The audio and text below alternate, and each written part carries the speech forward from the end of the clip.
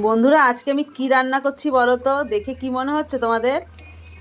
এটা কিন্তু ডিম না, নতুন আলুও না, এটা কিন্তু কচুর গাঠি। এটা কিন্তু কচুর গাঠি, কচুর গাঠির টক।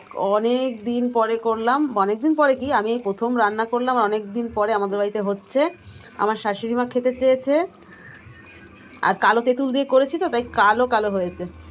তোমরা কে কে খেয়েছো কচুর টক আমাকে কমেন্টে জানিও। এই সবে গরম গরম নামিয়েছি, এখন আমার শাশুড়ি মাকে আমি খেতে দেবো। প্রথম কেমন হয়েছে শাশুড়ি মা খেয়ে বলবে।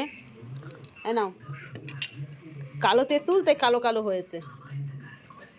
মনে হচ্ছে কি মানে কষা কষা আলুর দম, তাই না?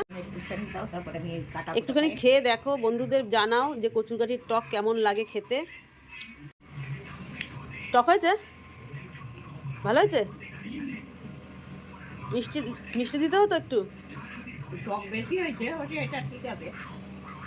ঠিক আছে, খাও।